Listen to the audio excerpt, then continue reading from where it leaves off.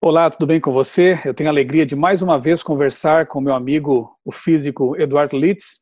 Ele que é físico, astrofísico e também engenheiro de software. Semana passada nós conversamos um pouco sobre a questão do no princípio, lá em Gênesis, aproveitando aí o ensejo, né, da lição da Escola Sabatina, que neste trimestre tem falado sobre interpretação bíblica e nas últimas 2 semanas tem falado sobre a criação, Gênesis como fundamento.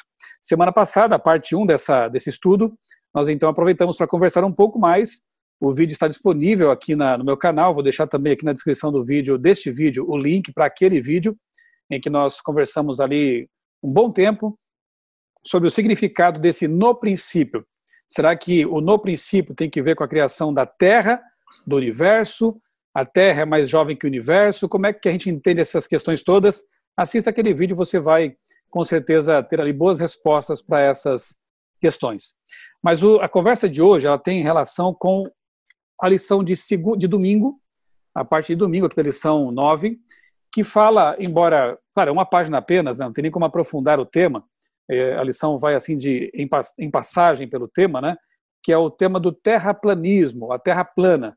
Por que os autores da lição resolveram incluir isso aqui? Porque estão analisando aspectos do Gênesis que devem ser entendidos literalmente, alguns e outros que não, né?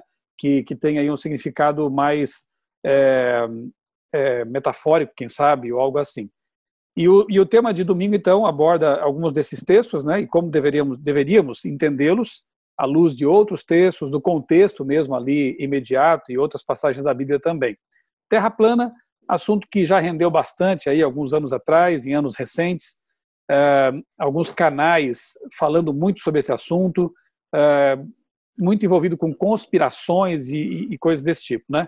Eu ontem conversei um pouquinho com um outro cientista, o Dr. Josué Cardoso dos Santos, ele que trabalha lá no Instituto Technion, em Israel, matemático.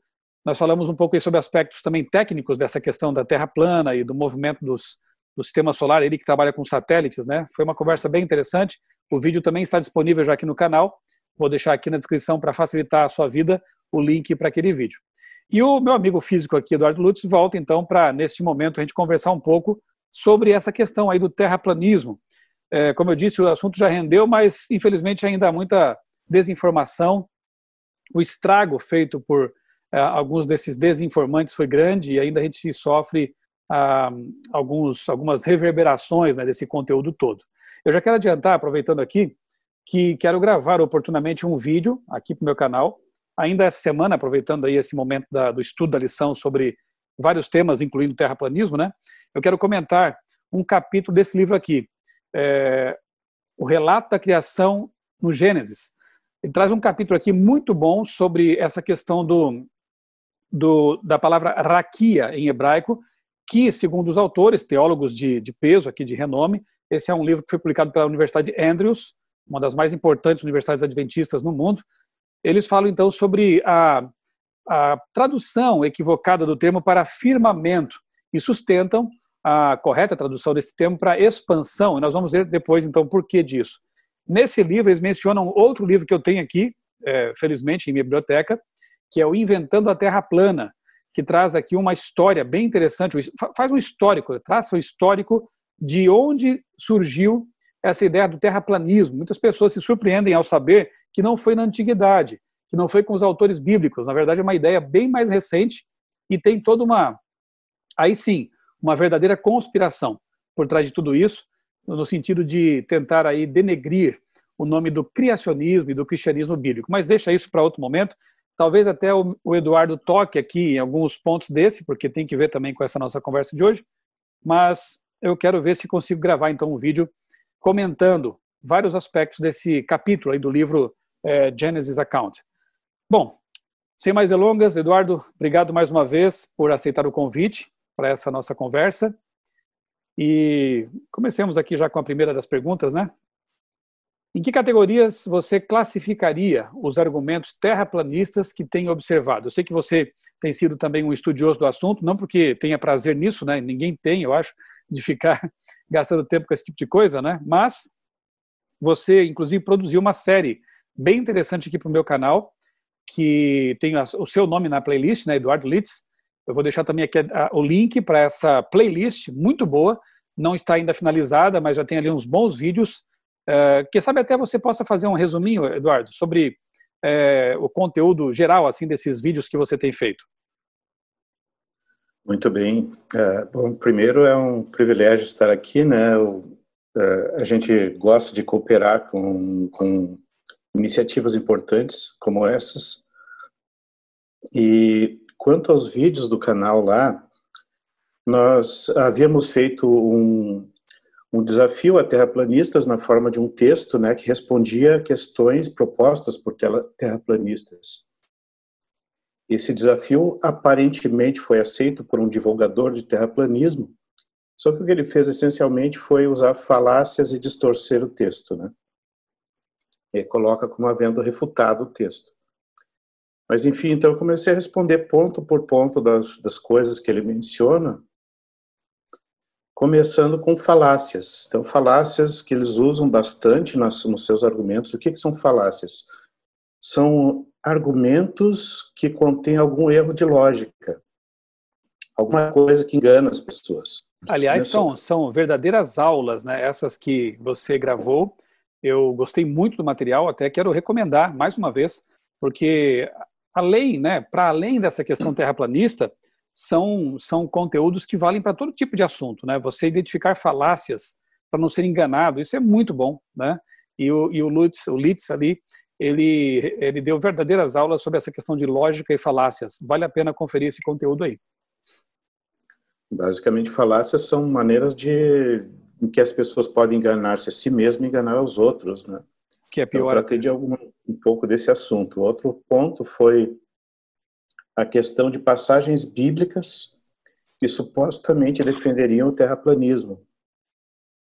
Então, a gente encontra ali vários erros mais ou menos básicos de leitura, né? Não é nem só de interpretação bíblica, mas de leitura simples de textos, né, em geral. Bom, então ali eu vou expondo, né, as passagens bíblicas, as palavras no original, o seu significado, para que essa questão possa ser esclarecida, né? Então ainda tem várias passagens citadas lá por esse divulgador de terraplanismo, que ainda nós vamos tratar ali. Não vamos tratar das 200 passagens que eles mencionam que existe, né? Mas algumas das principais que eles gostam mais de citar.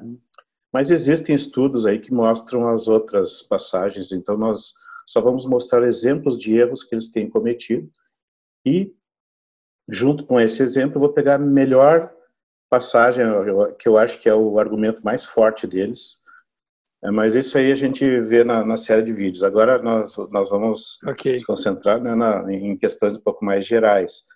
Quanto a essa questão... Não, só fica aí então o convite, né, para você então conferir esse material que está muito bom. Esqueci de dizer que além de ser físico e astrofísico, também engenheiro de software, o Eduardo Litz é um amante das línguas bíblicas originais, um conhecedor do grego e do hebraico, o que certamente ajuda muito quando a gente estuda textos bíblicos, né, no seu contexto ali original, na sua língua original.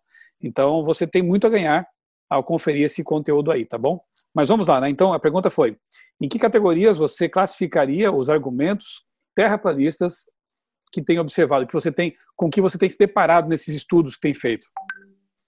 Certo. Na verdade, eu tenho mais de um critério de classificação, né? São como se fossem dimensões diferentes ali que a gente pode usar para classificar as coisas de maneira a poder lidar com cada assunto, né, de uma forma mais adequada. Então, uma das maneiras que eu classifico é via força dos argumentos.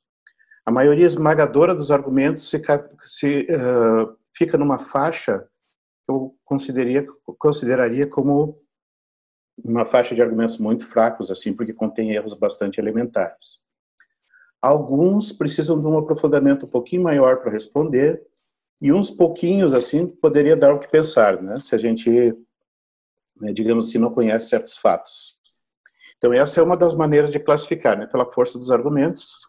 Outra é pela área em que é abordada. Por exemplo, os argumentos básicos dos terraplanistas do ponto de vista de crenças seriam os bíblicos.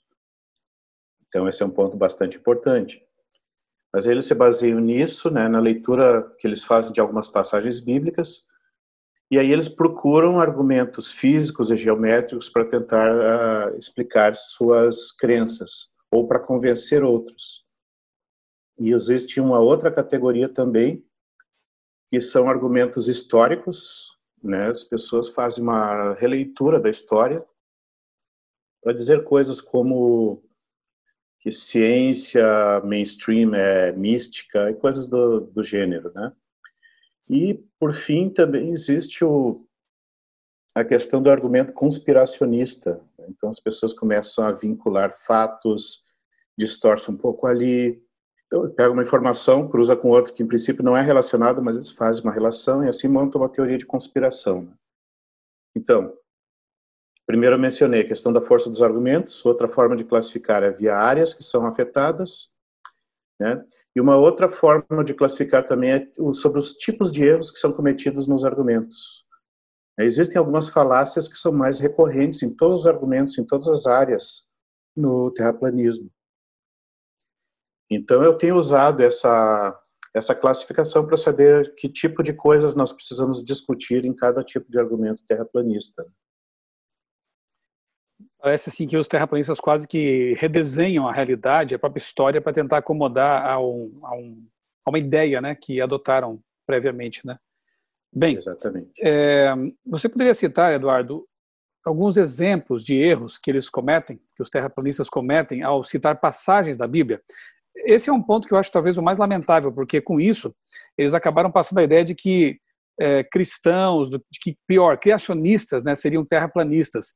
Eu até quero te convidar também, você que está assistindo, eu vou deixar aqui no link também, na descrição, o link para facilitar para você, uma nota de repúdio que foi emitida pela Sociedade Criacionista Brasileira, SCB, da qual eu sou um dos vice-presidentes, justamente dizendo que o criacionismo não tem nada a ver com essa ideia, né, falaciosa da Terra plana.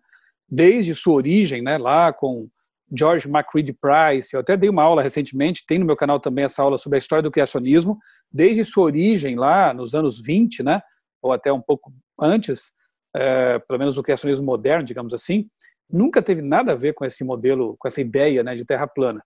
E, lamentavelmente, setores da mídia acabaram relacionando essas coisas, antivacinação, terraplanismo, criacionismo, e isso é que me deixou realmente muito preocupado e que me moveu também nessa, digamos, cruzada, né, anti-terraplanismo, para que as pessoas, pelo menos, se querem escolher ser terraplanistas ou não, fique à vontade, mas que pelo menos saibam que criacionismo não é sinônimo de terraplanismo, né?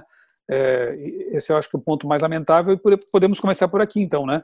Essa questão aqui de exemplos de erros cometidos por terraplanistas ao citar passagens bíblicas. Bom, existem vários tipos de erros nesse quesito, mas um dos mais comuns é distorcer o sentido de palavras usadas nos versos. Por exemplo, existe uma passagem que fala em que Deus é poderoso, ele pega as águas do oceano e as despeja perante os habitantes da terra, para mostrar o tamanho do poder dele. Dependendo da tradução que se pegue, que se use, aparece a palavra face da terra ali. Então eles usam isso para dizer que a terra tem uma face, e se tem uma face ela só pode ser plana, óbvio, né? Então são conclusões forçadas de sentidos incorretos das palavras. Por exemplo, a palavra nesse caso ali, no original, é panim, cujas traduções variam, porque ela tem vários significados. Um desses significados é face. Então existe uma tradução em inglês onde realmente aparece a palavra face da terra. Agora, essa palavra aparece com uma preposição ali, alpanim, e com a preposição ela significa perante. Então, muda o sentido. Por isso que a maioria das traduções traz, ele derrama essas águas perante a face da terra, né? Ou perante a terra, ou perante os habitantes da terra até. Então são pequenas distorções como essas, né? Um outro exemplo é aquele famoso que eles citam várias passagens dizendo que a Terra não se move. Quando a gente vai olhar o original dessas passagens, o que o texto diz, na verdade, é que a Terra não treme. A expressão que é traduzida às vezes por mover-se significa abalo sísmico, lá no original. Então, eles fazem esse tipo de forçação de sentido para conseguir defender os seus argumentos, né? Ou seja, né, a Terra não será Uma outra abalada, coisa, né? Não se moverá, exatamente, né? abalada. Uhum. Exatamente, nesse sentido.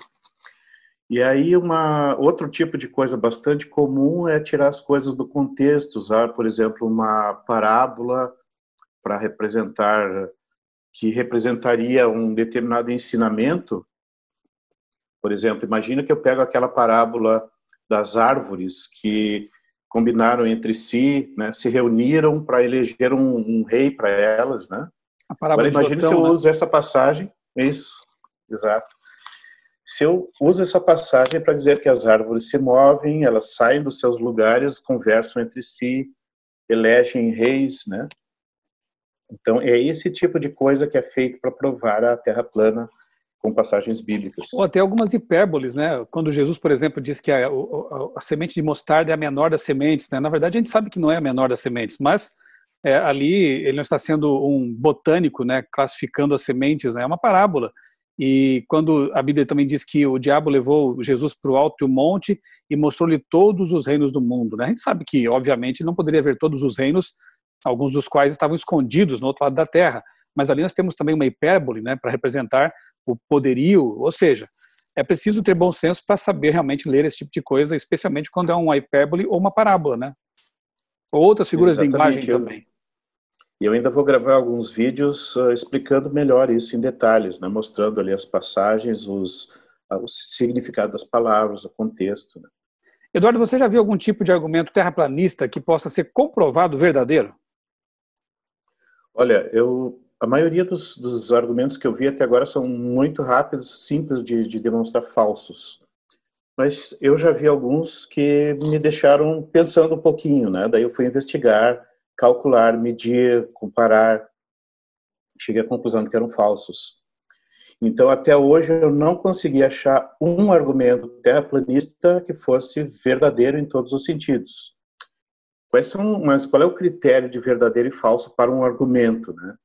Bom, primeiro, o argumento não pode ser autocontraditório, ele não pode conter erros de matemática, de lógica, né? Esse tipo de coisa, e muitos argumentos deles já entram direto com erros básicos, assim. Não pode usar fatos falsos, por exemplo, se ele me diz, tal coisa, quando se mede, dá tal resultado. E eu vou lá medir e não dá aquilo, então o argumento está errado. Então, outra coisa também, alguém pode usar um argumento que é correto, né, nesse critério de autoconsistência, mas que não prova o que se pretende. Então, eu posso dizer, por exemplo, na verdade o céu é azul, portanto a Terra é plana, né? Então, quer dizer, non sequitur, não implica naquilo que eles pretendem, né? Então, na verdade, se eu levar em conta todos esses critérios, que ele tem que realmente conseguir mostrar o que pretende, ele tem que ser válido em todos os seus aspectos, só conter informação correta, não ter erros de cálculo importantes, né? Pequenos erros de arredondamento são tranquilos, não tem problema. Mas erros de cálculo importantes ou qualquer erro de lógica, coisa assim, eu não achei ainda nenhum argumento terraplanista válido em todos os sentidos. Sempre tem alguma pegadinha. Você falou aí do non sequitur, né? Ou seja, uma coisa não se segue da outra. Eu me lembrei até de um outro caso assim que é bem cômico, né? Até o galo canta porque a terra é plana, né? Então são associações assim que são bem descabidas, né? Mas vamos lá. Terraplanistas têm associado ciência a ocultismo, enquanto chamam as ideias terraplanistas de ciência de verdade. Como físico, que práticas ocultistas você já observou na pesquisa científica? Você que já lidou com tantas pesquisas, inclusive na Alemanha, fora do Brasil, está bem afeito aí, né, esse mundo da ciência, das pesquisas. Você já viu algum tipo de ocultismo realmente relacionado com ciência? E onde exatamente entraria o ocultismo em teorias como a de Newton, na teoria eletromagnética, relatividade e outras como essas? Bem, primeiro, do jeito que a gente vê as pessoas falando em vídeos terraplanistas no YouTube, né, dá a impressão que realmente os físicos usam os capuzinhos pretos, se reúnem à meia-noite lá, sacrificam um bode, sei lá, e fazem seus rituais, né? Na verdade, a gente não vê nem na literatura, e nem nas práticas, e nada, qualquer coisa que lembre, mesmo de longe, algum ocultismo, alguma, alguma prática estranha, é, alguma ideia, digamos assim, mais mística, né? Na verdade, o pessoal foge desse tipo de coisa, né? Agora, o que a gente poderia ter, né, de ocultismo em teorias que a gente usa na prática? A primeira coisa que nós precisamos lembrar que teorias em física não são ideias que alguém propor dizendo, olha, eu acho que as coisas funcionam assim. A maioria das pessoas pensa que teoria é uma coisa assim, né? Uma hipótese, uma conjectura. Não é assim que a gente trabalha na física.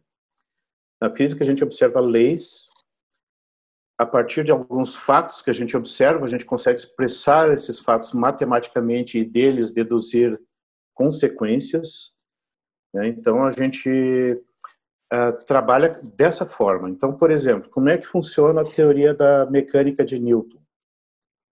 Ele acredita lá que existem espíritos movendo objetos? Não, na verdade, o que ele faz é exatamente o contrário. Mostrar quais são as regularidades dos movimentos, quais são as leis, o que acontece, né? Então, ele tem ali a lei da inércia, né? A lei de que a força é proporcional à taxa de variação da quantidade de movimento com o tempo, tem a lei da ação e reação, né? Na verdade, são 3 equações das quais a gente consegue deduzir consequências. E, juntamente com algumas definições, por exemplo, a gente define energia cinética, energia potencial, a partir das outras grandezas já conhecidas, como distância, tempo, velocidade, coisas assim. Bom, então são coisas mensuráveis, são equações que descrevem o comportamento dessas coisas, cada uma dessas equações pode ser testada na prática, e quando um estudante entra no curso de física, logo no primeiro semestre, ele já começa a testar essas leis, começa a testar uma por uma. Em alguns casos, o estudante não recebe nenhuma informação sobre o que acontece ali, ele simplesmente recebe, ó, experimente tais e tais coisas lá e tire suas conclusões. Então a pessoa vai, mede, experimenta, faz gráfico, verifica qual é a curva que melhor se adapta a um determinado gráfico para descobrir qual é a lei que está por trás daquilo. Então, os estudantes de física vão aprendendo dessa forma, na prática, testando, né? Gravitação não é diferente, né? A cada semestre durante o curso, os estudantes vão aprendendo cada vez mais, né? Como é que eu observo, como é que eu meço, como é que eu represento matematicamente, como é que eu faço cálculos para obter conclusões, como é que eu confiro essas conclusões na prática. Então, é assim, né? Então, não tem muito espaço aí para a gente ficar fazendo rituais de sacrifícios de animais ou qualquer coisa assim, ou colocando ideias místicas. Tudo a gente tem que equacionar e medir e conferir para ver se aquilo está certo. Então não tem muito espaço. Agora, certo, eu mencionei a teoria de Newton, mas e a teoria eletromagnética, por exemplo? Mesma coisa, né? Se medem lá como campos elétricos influem em campos magnéticos, como é que um campo magnético afeta um campo elétrico, e a gente expressa esses resultados na forma de equações. Aí, juntando essas equações, é que nós temos uma teoria. Então, a teoria eletromagnética de Maxwell é um conjunto de equações, cada uma delas representa uma lei física que diz alguma coisa sobre eletricidade e magnetismo de acordo com o que se observou experimentalmente. E quando a gente pega essas equações, nós conseguimos prever o que acontece. Por exemplo, num átomo, conseguimos prever o que acontece se nós construirmos um aparelho eletrônico de uma determinada maneira. Nós conseguimos na verdade, prever fenômenos, por exemplo, como as próprias ondas eletromagnéticas, né? Elas foram descobertas pelas leis antes de serem observadas diretamente, antes de serem comprovadas, né? E as propriedades que a gente calcula a partir das equações são exatamente aquilo que a gente observa no mundo real. E essas leis, essas equações que descrevem o comportamento do eletromagnetismo são as que levam à relatividade. Elas mostram que o tempo e o espaço não podem ser absolutos para aquelas leis poderem funcionar. E elas descrevem exatamente como é que o tempo tem que se comportar em altas velocidades, por exemplo, né? E é daí que sai a relatividade. Então, tudo isso sai de pesquisa, de observações, mas tem um lado metafísico aí. Então, se o pessoal da conspiração queria encontrar alguma coisa metafísica, existe, e aí eu vou dizer qual é. E essa ideia é o seguinte, é a ideia proposta pelos pioneiros. A ideia que eles propuseram foi o seguinte: Deus criou tudo que existe, toda a realidade física, todo o tempo, o espaço, as leis, tudo usando princípios matemáticos, usando regras matemáticas que são manifestações do caráter dele. Pois bem, essas regras matemáticas significam que existe um certo padrão de organização no universo. A proposta dos pioneiros foi: reconheça na natureza esses padrões matemáticos e use esses padrões para aprofundar mais o assunto. Um desses padrões, um mais fundamental, foi encontrado na Bíblia. E esse é o de que Deus é perfeito, tudo que ele faz é absolutamente perfeito, incluindo as leis físicas. E isso tem uma expressão matemática, que é uma formulazinha lá que a gente chama de princípio da ação mínima, e a gente consegue deduzir as leis de Newton, a mecânica newtoniana, mais precisamente.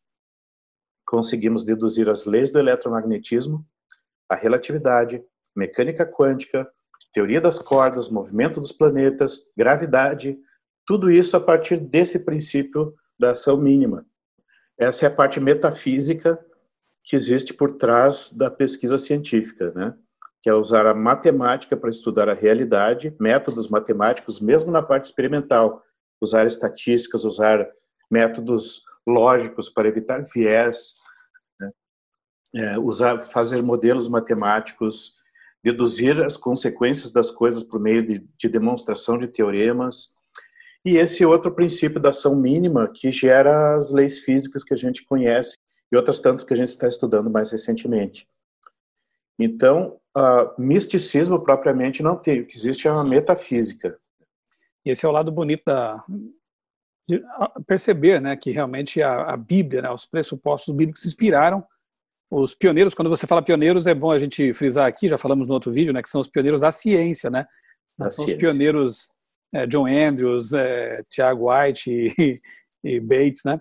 São Galileu, Copérnico, Isaac Newton, né? Esses que eram grandes cientistas, nos legaram, na verdade, essas descobertas, enfim, né? E também eram devotos, né? Acreditavam na Bíblia, e por isso que a gente costuma até dizer que, de certa forma, eram até criacionistas, né? Porque entendiam que o livro do Gênesis, os primeiros capítulos, né, eram dignos de não só de crença, né, mas de ser entendidos como literais, históricos, né? Muito bem. Litz, é verdade que não se pode testar a lei da gravitação de Newton? Aliás, eu falei sobre isso com o Josué, Dr. Josué, ontem, né, que quando não restam mais argumentos para os terraplanistas, que por sinal parece não gostar muito de matemática, de cálculos, né, de equações, mas enfim, quando não lhes resta mais argumentos lógicos, racionais, eles apelam para a difamação, né? E começam a tentar destruir carreiras como a de Newton, de Einstein, né? O argumento ad hominem, né? Outra falácia que é importante ser também conhecida, né? Ataque-se a pessoa e não as ideias, quando isso é uma injustiça, na verdade, né? Ou então tentam atribuir tudo à NASA, né? Como se a NASA tivesse já 3, 4 mil anos, né? E esquecem das outras agências espaciais também, que têm as mesmas pesquisas, descobertas, enfim, né? Então, sobre Newton aqui, é verdade o que eles dizem, que não se pode testar a lei da gravitação dele, de Newton? Não, é completamente falsa essa ideia, né? Isso é simplesmente desconhecimento de coisas bem básicas. Para dizer isso, a pessoa nunca pode ter feito um curso de física, por exemplo. que lá nos primeiros semestres o que a gente faz é justamente testar e deduzir leis físicas. E a da gravitação é uma delas, né? Então, inclusive, naquele texto que eu mencionei lá no início, que a gente preparou. A propósito, eu vou colocar de novo aqui, né, na descrição, acho que vale a pena a gente voltar àquele texto, né, que foi uma Ajuda a um terraplanista, né, foi o título. 118 páginas, né, que você escreveu, se deu o trabalho de escrever, de pesquisar, de colocar ali no papel, né, papel entre aspas, né. E eu vou colocar de novo aqui o link para o PDF. Então, se você não conhece esse material, você pode ler agora e ter ali bastante argumentos, né, a respeito desse assunto que estamos tratando aqui. E é importante ler diretamente, porque tem gente comentando esse texto por aí, dizendo coisas completamente disparatadas. Fazem distorções grosseiras do texto, né? Curioso, então, né, Luiz, que acontece o mesmo com a Bíblia, né? Muita gente acaba pegando informação de segunda, terceira mão e saem por aí falando, né? E talvez nem se tenham dado o trabalho de ler o texto, de pesquisar ali o original, saber, né, das relações que há entre texto e texto, enfim, não se permitiram fazer o dever de casa, né? E aí saem argumentando que, o fulano já refutou. Mas peraí, você conhece os argumentos dele? Você conhece os argumentos originais? Porque acho que basicamente uma pessoa, talvez duas, né, que disseram ter refutado o seu texto, mas quando você analisa os vídeos, você percebe que não há refutação nenhuma ali, é uma série de falácias, como você mesmo disse, né? E aí, outras pessoas que talvez não tenham preguiça, quem sabe, de estudar os documentos originais, saem dizendo que o fulano já refutou, então eu estou tranquilo, eu já me sinto agora em paz porque alguém refutou. Mas será que refutou mesmo, né? Eu acho que não é o tipo de conduta de alguém intelectualmente honesto, né? A gente deveria sempre ir às fontes originais ali e tirar as nossas próprias conclusões. Na Bíblia isso é chamado de pessoas assim são chamadas de bereanos, né? Aqueles que mesmo ouvindo o que alguém falou, mesmo ouvindo essa entrevista aqui, né? Eles querem ir à fonte, querem ir descobrir por si mesmos e tirar suas próprias conclusões. Eu creio que essa deva ser a atitude mais honesta, né? Exatamente. Inclusive, eu fui consultar o dicionário quando as pessoas disseram que estavam me refutando, e eu ia olhar os argumentos dele, mas como assim me refutando? Ele não refutou coisa nenhuma. Só acrescentou mais uns erros e distorções ali e não conseguiu provar errado nenhum dos argumentos que eu apresentei. Mas então eu vi que lá no dicionário, um dos sentidos de refutar é simplesmente não aceitar. A pessoa não gostou, não precisa ter razão nenhuma, pode chamar isso de refutação, né? Aí é fácil, mas né? Não é refutação no sentido mais convencional, né? Que é achar uma forma de mostrar inválidos os argumentos do outro, né? Isso não foi feito. Pois bem, então, voltando ali à questão básica de medir e observar a lei da gravidade de Newton, né?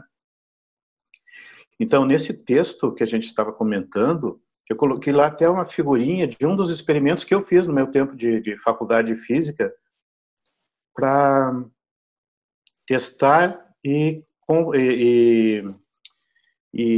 medir o parâmetro, uma constante gravitacional que aparece lá na fórmula de Newton. Então, a gente tem que validar aquela fórmula. É uma das tarefas que a gente faz no início do curso, verificar se a fórmula está correta e determinar qual é o valor de uma constante G maiúscula que aparece na fórmula. Né? Uma fórmula assim, que a força é igual a uma constante vezes a massa de dois objetos que estão se atraindo, dividido pelo quadrado da distância, né? Imagina assim, as minhas duas mãos aqui. Elas se atraem entre si. E eu posso medir essa força, e a gente faz isso lá na universidade. A gente pega dois objetos pesados, mede a força de atração entre eles, e vê se a força coincide com o que a lei de Newton está dizendo. E mais, só que para isso, para medir essa força, nós precisamos da constante gravitacional. Né? Para medir, não. Mas para calcular pela fórmula de Newton, para comparar com as medições, precisamos da constante gravitacional. Então, um dos experimentos para medir essa constante gravitacional é a balança de Cavendish. Nós colocamos duas bolas de metal, ou de madeira, ou pedra, qualquer coisa bem pesada. Elas ficam presas num eixo. Esse eixo fica preso por um fio. Então, esses objetos eles conseguem girar em torno desse eixo praticamente sem atrito.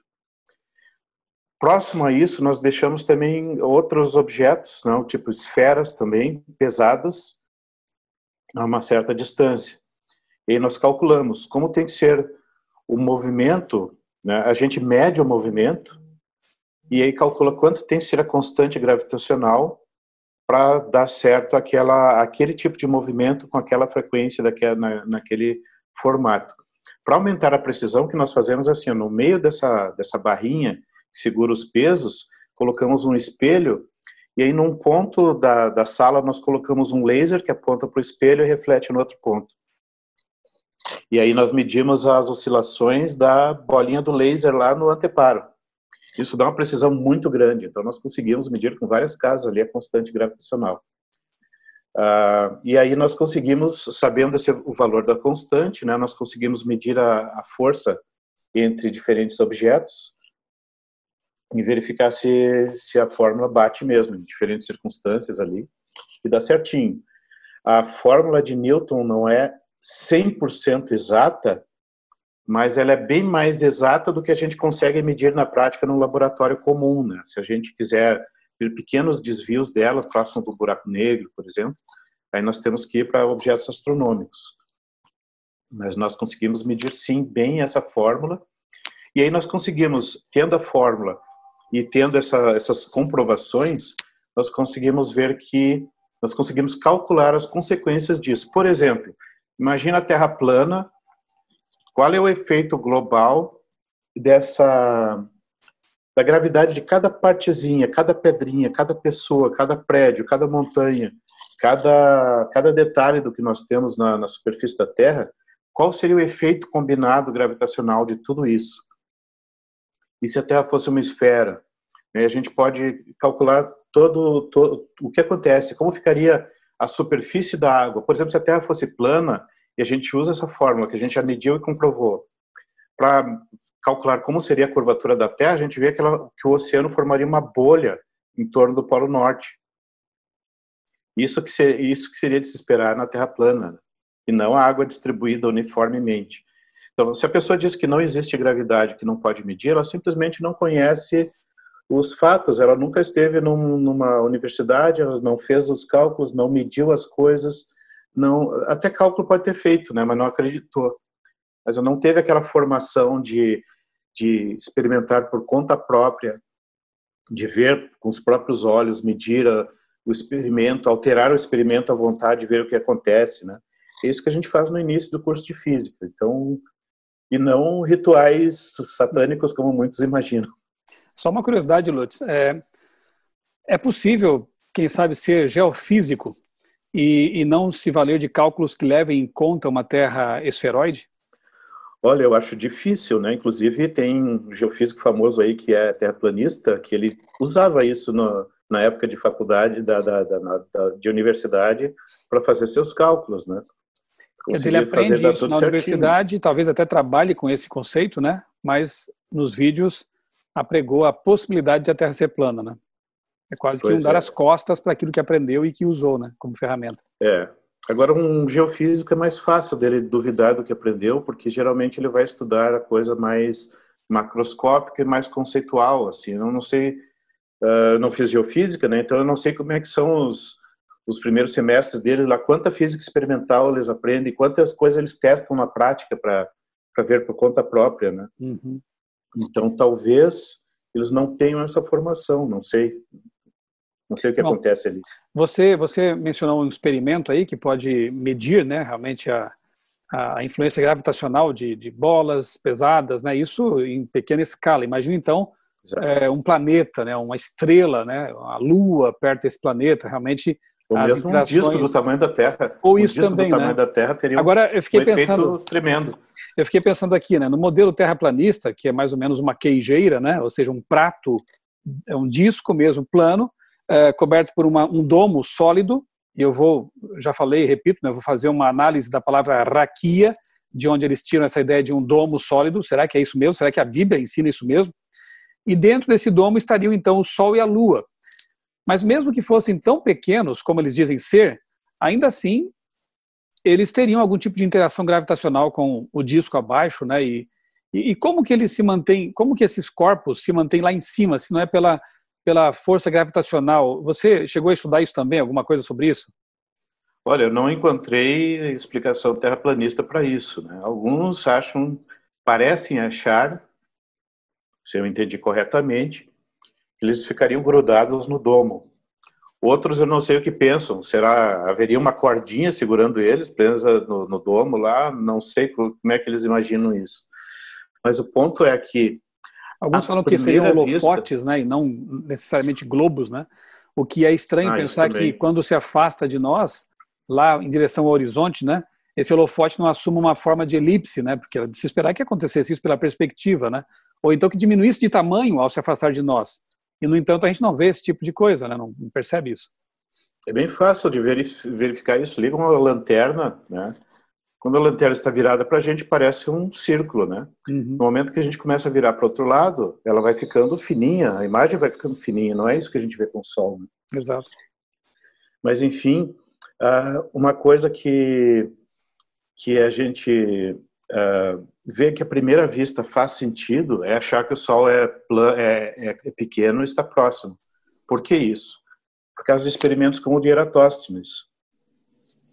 Ou seja, Eratóstenes verificou que num determinado dia do ano o Sol ficava exatamente acima de um poço, né, que era bem vertical, de maneira que conseguia iluminar o fundo do poço. Naquele mesmo dia do ano, existia numa outra cidade, se não me falha a memória, são cidades Siena e Alexandria ou coisa assim. Então, em Alexandria havia um monumento também vertical, e naquele dia ele tinha uma certa sombra, né? O Sol projetava uma sombra, ou seja, ele não estava acima do monumento. Então existem duas formas de entender isso. O Sol está muito, muito longe e a superfície da Terra é curva, ou a superfície da Terra é plana e o Sol está próximo, né? Então essa é a ideia dos terraplanistas. Muito bom. Agora, com os dados de Eratóstenes e outros melhores que a gente pode coletar hoje em dia, nós podemos calcular a altura do Sol no modelo terraplanista, e dá em torno de um pouco mais de 6.000 quilômetros de altura. Então, aquela ideia de terraplanistas, se eu subir com um foguete a 100 quilômetros de altura, eu vou bater no domo, não. Mesmo no modelo terraplanista, ele tem que estar a milhares de quilômetros de altura. Até aí, tudo bem. A gente pode concordar com os terraplanistas nesse ponto. Agora, o que levou Eratóstenes a escolher uma dessas possibilidades e não a outra? Alguma conspiração da NASA?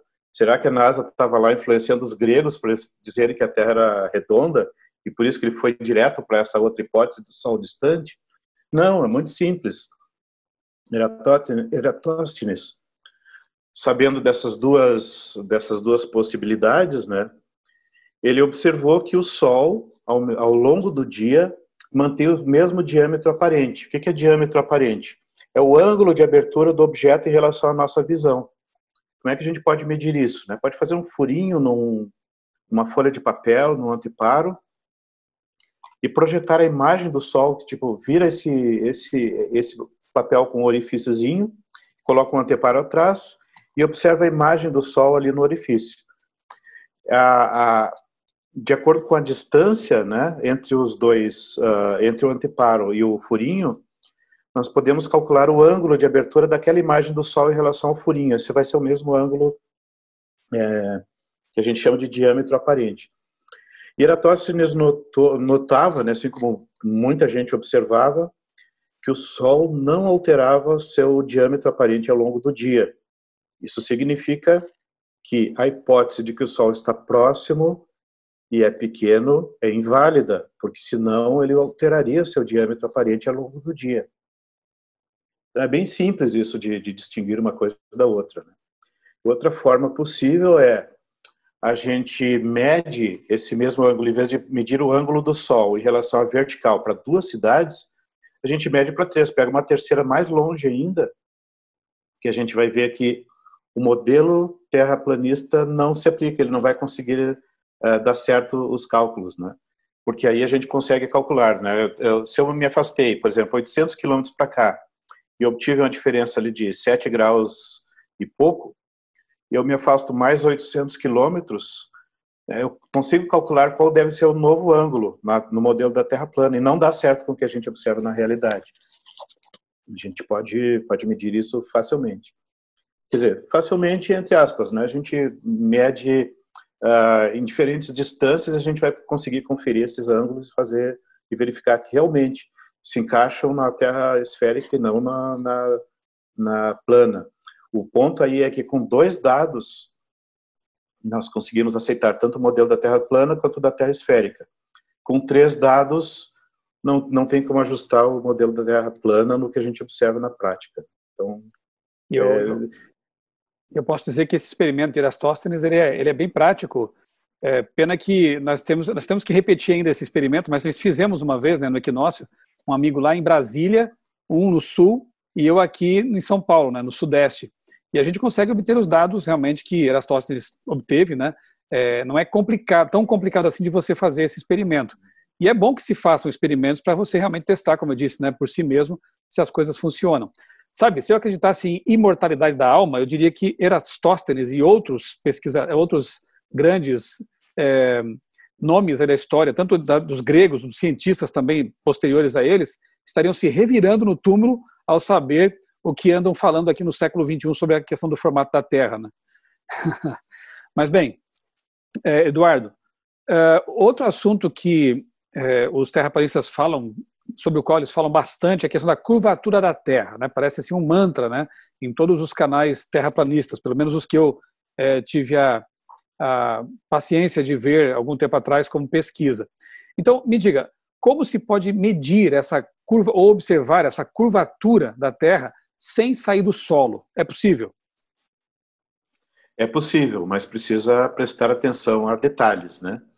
Por quê? Porque como a Terra é muito, muito grande, se a gente estiver suficientemente próximo dela, ela vai, para todos os fins práticos, ela vai ser plana para nós. Então, observar ou medir essa curvatura não é simples. Talvez seja bom mesmo que a pessoa pense assim, olha, você está como um ponto, né, em cima de uma bola de basquete, digamos assim. A bola de basquete está ali, você é quase uma bactéria, se não é mesmo, né, proporcionalmente. Então, de fato, a área em que você está localizado, para você, olhando em volta, além de parecer um círculo, né, porque a gente dá a volta e observa e parece ser um círculo, vai parecer plano mesmo, né? Então, esse é o ponto, né? Tente imaginar realmente como a Terra sendo imensamente grande para você, que é imensamente pequeno. Exato, mas mesmo assim, apesar imensamente disso... pequeno, né, ficou estranho, né? Mas é só para a gente ter uma ideia de proporções aí. Mas é logicamente correto isso, na verdade, né? Porque é uma intensidade muito grande de uma pequenez muito grande. Obrigado por salvar a minha aparente contradição aí. Mas, enfim, é possível medir sim. E como é que a gente poderia fazer isso? Bom, tem várias maneiras possíveis, tá? Uma delas é observando o horizonte no mar. Então, eu vou ali para uma beira de uma praia, ou de preferência alguma elevação próxima da praia, né? Algum prédio, uma colina, ou na areia da praia mesmo.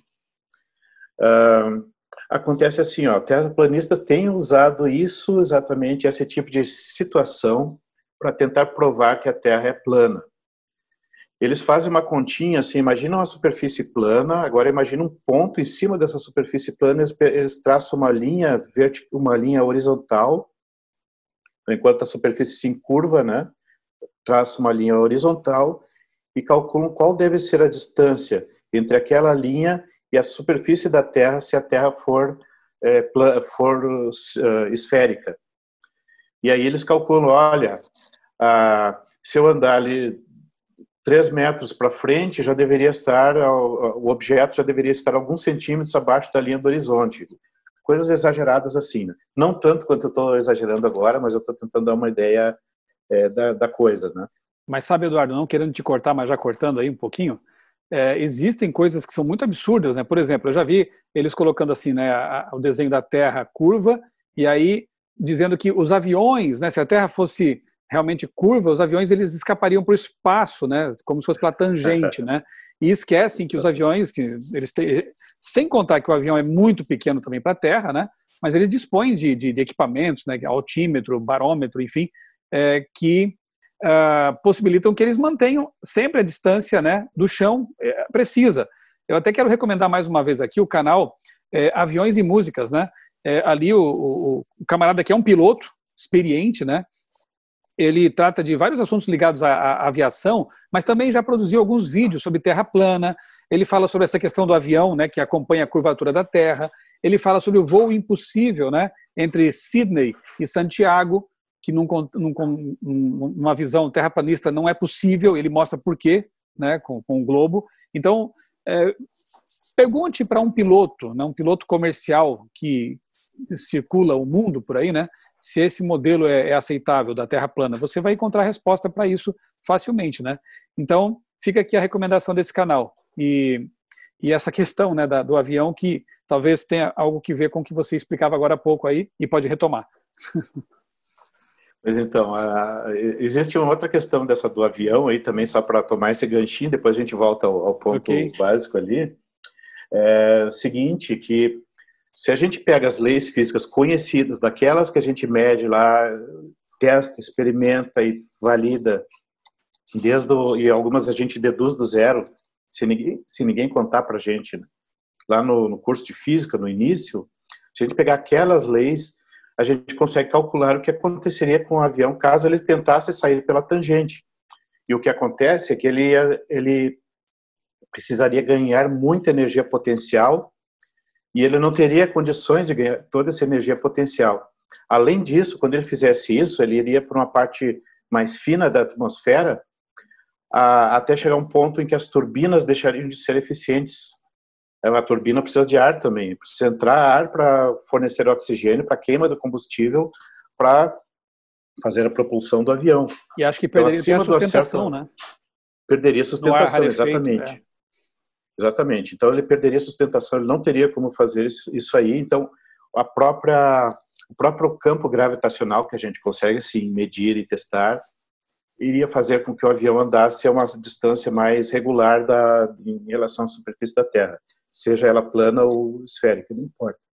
Bom, aliás, se fosse plana ia acontecer um pouco diferente, né? O avião ia ser puxado sempre para o Polo Norte. E aí as coisas iam ser bem diferentes do que a gente observa. Né? É bom lembrar, talvez para você que não esteja muito afeito ao assunto, né, que o Polo Sul para um terraplanista é a borda, corresponde à borda do disco, né, que seria totalmente congelada. Estranhamente, quando o Sol se aproxima não faz diferença, né? E o Polo Norte é ali o centro, né, o centro da Terra. E ontem mostramos no vídeo com o Josué que tem aquelas Star Trail, né, aquelas trilhas que são feitas com fotografias com longa exposição. E é perfeitamente perceptível que há dois polos, né, de giro no céu, e que no Equador as linhas são retas. Então, como explicar esses dois polos, digamos assim, polos celestiais, né, no modelo de Terra plana, que deveria ter só um? Então, as evidências contrárias se acumulam tanto que fica até estranho ter que discutir esse assunto e defender o óbvio, né, que a Terra é esferoide. É muito estranho, realmente. Mas, enfim, quando algumas pessoas acham que tem apoio bíblico para defender isso, né, então elas acham que todo o resto que não concordar é invenção, né, alguma forma de tentar enganá-las. Né? Mas, enfim, voltando à questão assim, de observar o horizonte, no mar, perto do mar. Então, a pessoa vai ali para a praia, um prédio que fica na beira próximo do mar, né? Então, a pessoa precisa saber exatamente a que altura ela está do nível do mar. Mesmo que as pessoas estejam pisando na praia, com os pés dentro da água ali, ela não está no nível do mar, porque tem que ver a que altura estão os olhos, né? Muito bem. Então, o primeiro erro que os terraplanistas cometem nesse tipo de situação é imaginar que se ele observar um objeto a 1 metro de distância, ele já tem que estar um pouquinho, nem que seja uma fração de milímetros, mas ele já tem que estar abaixo do horizonte, né? O que é falso. Isso só aconteceria se a Terra fosse perfeitamente lisa, o que não é o caso, e os olhos do observador estivessem colados na superfície da Terra. Se a gente está acima, não é assim que funciona. Então, imagina, se um observador está a uma certa altura do chão, existe uma distância que ele vai conseguir ver ao longo dessa superfície que não vai ocultar nada dos objetos. Então a gente consegue calcular essa distância. Qual a distância até o horizonte? Então, se a gente observar dentro desse círculo, vamos dizer assim, ao nosso redor, que está essa distância até o horizonte, os objetos não devem ser ocultados em nada. Eu tenho que conseguir enxergar os objetos completamente. Se eu olhar, por exemplo, se eu estou a uns poucos metros de altura, ou quem sabe menos ali, se eu estou, de repente, 2 metros de altura, e em relação ao nível do mar, meus olhos, né? E observo uma ilha, digamos, a 10 quilômetros de distância, né? Eu tenho que ver ela parcialmente oculta ou não. Aí a gente tem uma continha que a gente faz para saber isso. E aí vários exemplos que os terraplanistas dão, quando a gente faz a continha, a gente verifica que esses objetos estão mais próximos do que o horizonte. Ou seja, a gente tem que enxergar completamente o objeto sem nada de ocultação pela água. Isso a quilômetros de distância, né? Então, eles usam fatos assim para dizer, olha, se a Terra fosse redonda, sei lá, 5 quilômetros, já deveria estar esse objeto tantos metros abaixo da superfície da água, e não é assim que acontece. Porém, depois de calcular essa distância, né, até o horizonte, eu coloquei essa fórmula lá naquele texto também, a gente nota que objetos além daquela distância, aí sim eles começam a ter partes ocultas atrás do limite das águas. E nós vemos isso claramente com navios que se afastam da costa, né? Nós podemos acompanhá-los com binóculos, né? Eu já fiz isso na praia, e a uma certa distância. Aliás, eu fiz isso até num lago. Eu fiz lá naquele grande lago que tem lá perto de Seattle, né? E lá a gente vê ele é suficientemente grande para a gente ver um pouquinho de ocultação em alguns pontos lá.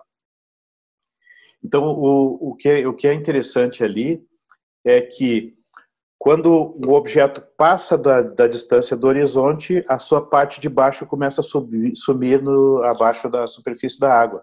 E a gente vê navios, né? O casco parece que vai ficando menor, a gente vê um navio perfeitamente grande, com um binóculo potente, e aí chega uma certa altura que a gente não vê mais nada do casco, a gente só vê partes da parte de cima do navio, até ele desaparecer completamente no horizonte.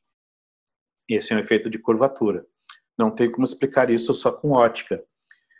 Talvez, não, mesmo em situações em que poderia haver miragens, né, que o que parece ser a superfície da água, na verdade, é um reflexo, isso acontece só em ocasiões especiais, a gente não veria isso sempre.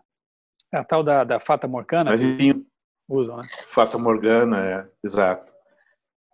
O fenômeno da Fata Morgana faz objetos parecerem mais acima do que eles realmente estão, né? É o oposto, na verdade, né? Isso. E também uma parte do objeto aparece de cabeça para baixo, geralmente, ali. Né? Porque quando você fala assim, escuta, como é que você consegue me explicar o fato de que o Sol está se pondo, o tamanho aparente é o mesmo, né? E ele está ali pela metade, né? Sendo que numa Terra plana não deveria nem haver pôr do Sol, né? E ocultação do Sol para que houvesse noite. Em algum momento, mesmo que a distância fosse assim gigantesca, deveríamos ver luz lá naquele ponto. Mas aí eles dizem que isso é o efeito de lente. O que a física nos diz sobre isso? O efeito de lente existe, né? Só que tecnicamente ele se chama refração. A refração é o fenômeno de que a luz pode mudar de velocidade dependendo do meio por onde ela viaja, né? Então, se ela passa do meio menos denso para o mais denso, por exemplo, ela tende a reduzir a velocidade. Mas, por exemplo, então, quando eu mergulho na piscina ali, olho para cima, a impressão que eu tenho é que as coisas estão mais acima do que no ângulo correto de visão. Como que o Sol parece estar mais abaixo e não mais acima? Aí é que tá. Então, o fato da luz andar mais devagar em objetos mais densos faz com que a gente consegue fazer essa conta com as ondas de luz, né? E verifica que a luz se aproxima da normal à superfície, vamos dizer assim, no caso a vertical, né? Por exemplo, quando passa do ar para a água, a luz se aproxima da vertical. Uhum. Isso faz com que a nossa visão, né, daquele raio que está mais próximo da vertical e fora da água estava um pouco mais na horizontal, faz com que a gente enxergue aqueles objetos mais acima do que eles estão na verdade. Isso acontece a mesma coisa com a atmosfera. Quanto mais baixa a altitude, mais densa é a atmosfera. E a gente consegue medir isso também. Isso não é imaginação, qualquer um pode medir isso. Então, quanto mais baixa é a altitude, mais densa é a atmosfera. Quanto mais densa a atmosfera, mais a luz se aproxima da vertical. Quanto mais ela se aproxima da vertical, mais a gente vê os objetos do horizonte erguidos, mais altos do que eles estão na verdade. Então, e esse é um fenômeno também que qualquer um pode medir, pode observar. Né? Então, não existe como fazer isso de o Sol se ocultar antes do tempo, ou melhor, se ocultar sendo que ele ainda está alto lá no céu. Né? Mas... E outra coisa também é que, como eles dizem que o Sol é, na verdade, um holofote, uma lanterna apontando para baixo, esse efeito de lente teria que pegar essa imagem que sai de baixo e torcê-la para que chegasse até nós, né? Isso tem implicações também, né? A gente veria teria que conseguir ter esse efeito de lente para todos os lados. Isso teria consequências que não são o que a gente observa também. Então as pessoas não param para terminar de fazer as contas, né?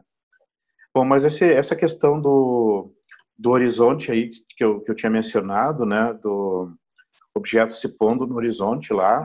Ainda sobre a questão da curvatura, né? Ainda sobre a questão da curvatura, né, como um barco desaparecendo atrás do limite da água. Essa é uma das coisas que a gente pode fazer para observar a curvatura da Terra. Mas nós podemos medir também a curvatura da Terra sem sair do chão. Como a gente pode fazer isso? Daquele experimento que eu mencionei, assim, de verificar o ângulo da sombra do Sol, né, que o Sol projeta em algum objeto vertical. Verificar esse ângulo em 3 pontos diferentes, a diferentes distâncias do centro. Isso permite calcular a curvatura da Terra, na verdade. Então, vou citar um exemplo. Imagina que é um dia de equinócio. No equinócio, o Sol está exatamente acima da linha do Equador. No modelo terraplanista, é um disco. A linha do Equador fica bem digamos, a meio caminho entre o centro do disco e a borda. Essa é a linha do Equador. E o Sol estaria circulando nesse dia exatamente acima desse círculo. Né? No modelo globo, o Sol está...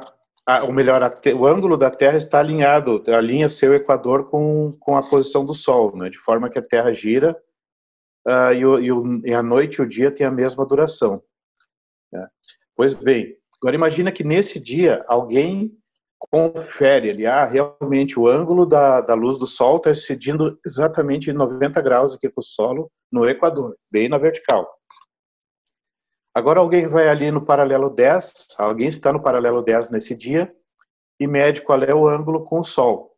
Então mede ali e vê, realmente aqui está 10 graus em relação à vertical. A pessoa vai para o paralelo 20, um outro observador no paralelo 20.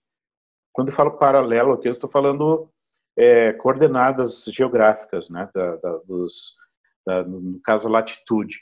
Alguém vai para a latitude 20 e vai medir o ângulo do Sol em relação à vertical, vai dar 20 graus. Porque é assim que a gente define os paralelos, né, as latitudes. 30 graus, mesma coisa. E assim por diante. Então a gente vê que todos esses ângulos dão certo. A gente só precisa de 3 deles, tá, para fazer a medida. E outra coisa que a gente precisa fazer é conferir a distância entre os paralelos. Né? Se eu for numa linha norte-sul e passo pelo paralelo 10, do Equador até o paralelo 10, até a 10 graus de latitude sul, por exemplo, que distância eu percorro ali? Depois do sul até do 10 até o 20, qual a distância? Do 20 até o 30. E a gente vai ver que essas distâncias são a mesma. Tem o mesmo valor. Né? Agora, tente fazer essas contas no modelo da Terra plana, né? Tendo essas distâncias iguais com esses ângulos regulares, 10, 20, 30. Não vai se encaixar, não dá certo, porque só funciona com a Terra redonda. Então, a gente consegue pegar dados que a gente mede no solo e medir exatamente como um modelo ou outro se encaixa ou não no que a gente observa. E com os dados que a gente obtém, na verdade, a gente consegue até calcular qual é a curvatura da Terra, qual é o raio da Terra com esses dados. Então, se a gente vai tentar colocar, por exemplo, mas eu vou forçar a barra e dizer que o raio da Terra é infinito porque ela é plana. Raio da Terra, eu digo distância até o centro, né? Considerando isso aqui superfície. Então, no caso de um plano, esse raio é infinito. Não é o raio até o centro de rotação, né? Então, não é o raio da borda até o Polo Norte, não é esse que eu estou falando. Estou falando do raio de curvatura. Pois bem, esse raio de curvatura, a gente consegue calcular com esses dados sem supor que a Terra é plana ou redonda, nada. A gente consegue calcular esse raio. Se ela fosse plana, daria infinito, mas não é isso que a gente obtém. A gente obtém o raio da Terra mesmo. Porque a Terra não é exatamente uma esfera, mas ela é muito, muito próxima de uma esfera, né? A distância é bem pequenininha, a diferença é bem pequenininha. Para fins práticos, acaba sendo considerado uma esfera, né? Exato. Para esse tipo de cálculo, é a mesma coisa que uma esfera. Olha, eu me lembrei de dois detalhes agora que eu queria mencionar antes de finalizar a nossa conversa. Um tem que ver com o navegador Amir Klink, né? Ele escreveu alguns livros, né? Eu me lembro que ele escreveu um livro sobre a travessia do Atlântico, alguns anos atrás, e depois escreveu outro sobre a circunnavegação do Polo Sul. E o interessante é que eu não me lembro agora exatamente quantos dias ele levou, mas assim, foram semanas, né?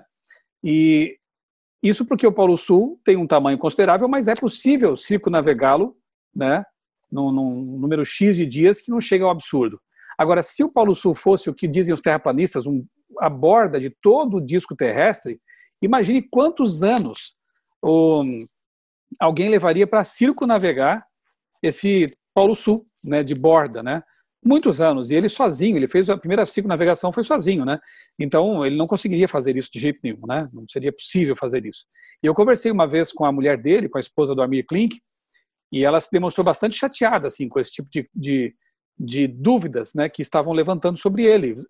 Lembra que eu falei sobre denegrir pessoas? Não foi só com quem já morreu, Isaac Newton, Galileu e outros, né? Eles denigrem o caráter, a reputação de pessoas que estão vivas, né, como o Amir Klink, colocar em dúvida aquilo que ele fez com tanto trabalho, com tanto esforço, né, e documentou tudo isso. E o outro, esse eu entrevistei alguns anos atrás, atualmente é o nosso ministro da Ciência e Tecnologia, primeiro astronauta brasileiro, Marcos Pontes, né? Eu entrevistei para uma revista da qual eu era editor na época.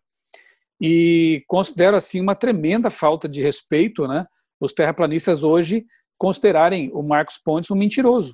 Eu queria até ver um dia eles terem coragem de convidá-lo para uma entrevista, uma conversa, né, ou dizer cara a cara o que dizem ali escondido atrás de uma câmera, né, que ele é um mentiroso. E, no entanto, veja, ele foi o primeiro brasileiro realmente a sair da Terra, a entrar em órbita, né, e tornando-se assim o primeiro astronauta brasileiro. E por que os terraplanistas duvidam disso, né?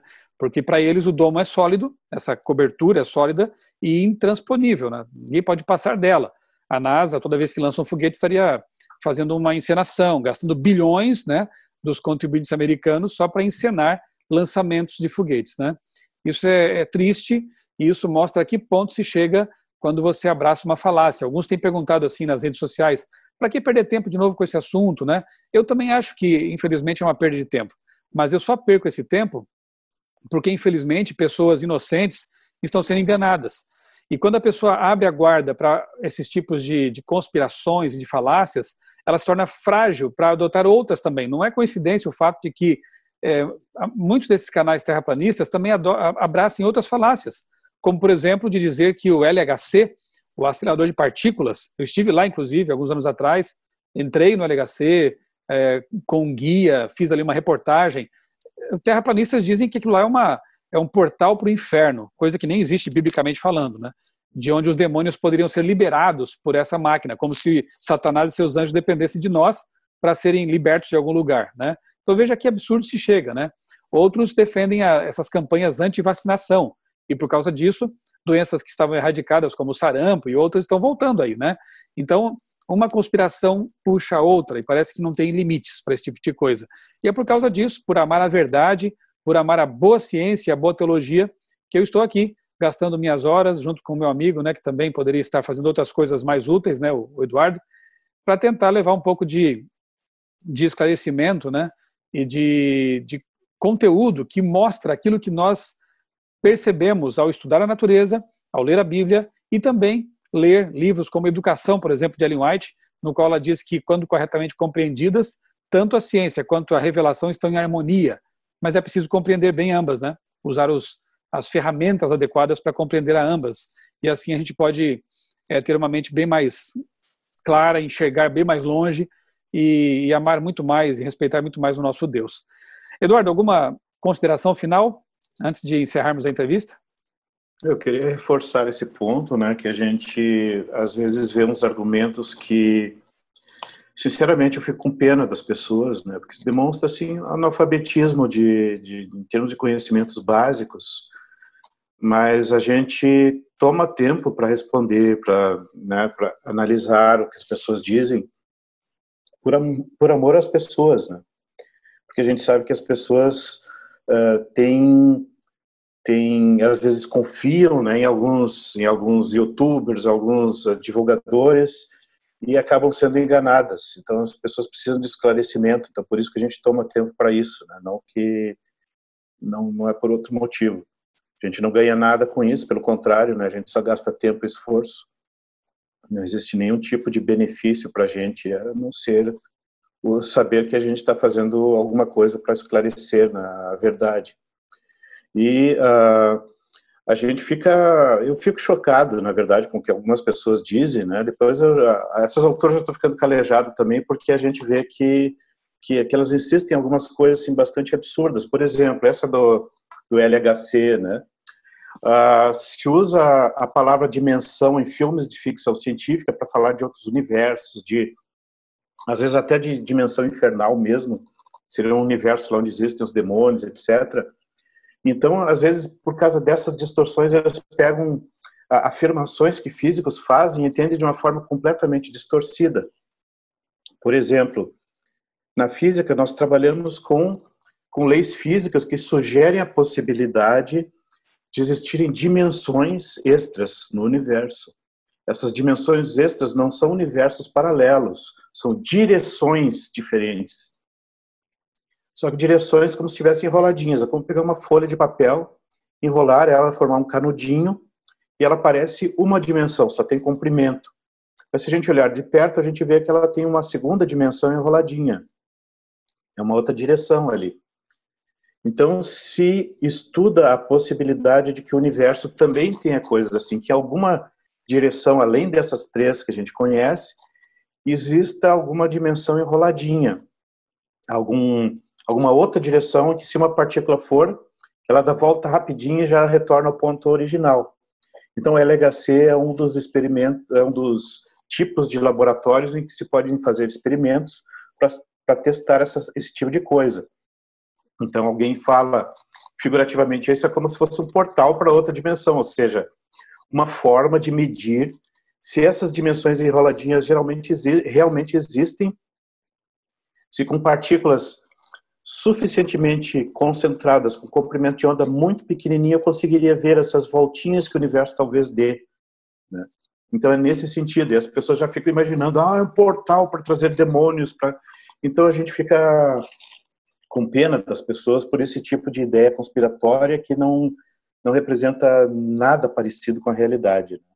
Então a gente procura, aos poucos, ir esclarecendo pontos mais simples, mais fáceis, mas eventualmente eu vou ter que entrar em coisas um pouquinho mais avançadas para a gente poder esclarecer esse tipo de coisa também, porque esse tipo de engano está se multiplicando bastante.